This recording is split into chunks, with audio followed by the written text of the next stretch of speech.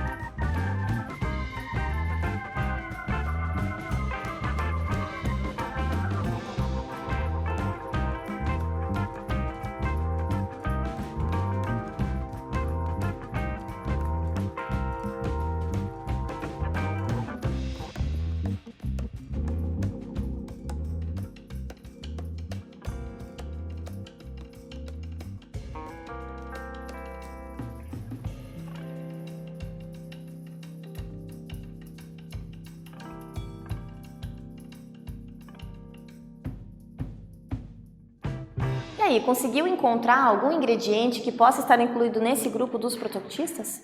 Lembre-se que nós falamos dos protozoários, nós falamos das algas, não é mesmo? Bom, se você lembrar lá do início desta aula, eu comentei sobre um personagem, não é? Bom, os ingredientes a gente tem aqui nori, salmão, atum, canicama, arroz japonês, água, vinagre, açúcar e sal. Se você lembrou lá do início, né, que eu comentei sobre nori, né, daquele personagem do anime, né? Nori é a alga que ele é utilizado na fabricação ali do sushi, ok? Que enrola, né, o sushi. Então, o nori é uma alga que pertence ao reino protoctista, então ela é utilizada ali na culinária japonesa, na fabricação do sushi, tá? Inclusive tem mercados para vender e tudo mais. Ela enrola o sushi ali, um alimento, né? E é comestível, né? Existem outras algas também que são utilizadas na alimentação, né? E da fabricação de remédios, por exemplo, né? Tem algumas algas, por exemplo, vou esquecer o nome dela agora, mas ela é utilizada, por exemplo, em medicamentos para dar saciedade, para diminuir a fome, não é mesmo? Tá? Então, existem diversos tipos de algas que são utilizadas tanto na culinária quanto na indústria farmacêutica, né? Tem os protistas que são utilizados, por exemplo, na fabricação de umectantes, né? Na fabricação de espessantes. Então, são seres vivos que estão inclusos, são seres vivos diversos, inclusos dentro de um grupo só, tá? E que a gente utiliza de várias formas, ok? E vamos para mais uma atividade. Essa atividade é bastante interessante, que é uma atividade mão na massa. E ela é bastante simples. Na verdade, tudo que você vai precisar é de algumas folhas de alface e de uma água de lagoa, né? Não pode ser uma água de torneira, porque a água de torneira ela vem tratada com cloro, né? Tá? Então essa água não dá para utilizar, nem a água do filtro, porque a água do filtro ela foi passada pela torneira, né? Foi passada pelo tratamento, para depois ser inclusa no filtro. Tem que ser uma água de lagoa, de lago, né? Colete num bosque, num parque perto da sua casa, né? E você vai precisar só de colocar ter um recipiente com tampa transparente, é uma boa, né? 1 ou 2 folhas de alface e essa água sem cloro, que pode ser obtida em rio, lagoa, lago, né? O que você vai fazer? Colocar tudo dentro de um pote e tampar. E deixar ali por alguns dias, né? Aqui eu coloquei aguarde de 3 a 5 dias. É bom a cada 2 dias dar uma mexida ali, se precisar trocar o alface, se precisar dar uma trocada na água, né? Deixa ali por alguns dias. Depois de alguns dias, você vai observar essa água, né? Você pode levar ela para a escola, para o colégio, tá? Vai observar junto com o professor e vai ter ali uma criação de protozoários. Ok? Eu vou deixar aqui o exercício na tela para você copiar os ingredientes que você vai precisar e o passo a passo. Eu já volto.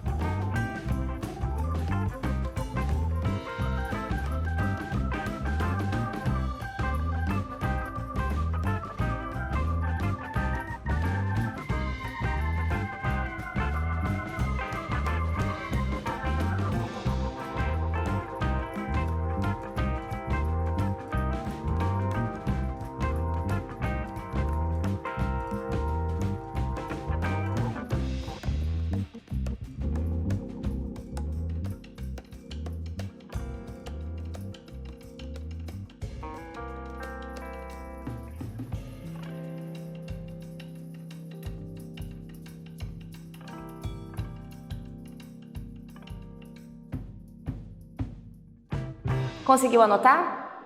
Um detalhe que eu esqueci de comentar. O alface, quando a gente compra, normalmente para quando a gente vai higienizá-lo, normalmente a gente coloca dentro da água com água sanitária, né? Para eliminar quaisquer sujeiras ou micro-organismos que tenham nele. Então, evite fazer isso. Não utilize esse alface que foi higienizado. Tem que ser um alface comprado do jeito que estava ali no sacolão, no mercado, ok? Então, pega as folhas de alface, coloca nessa água de lagoa dentro de um potinho, mantém ali por alguns dias, depois dá uma observada, comenta com os colegas o que aconteceu com aquela água.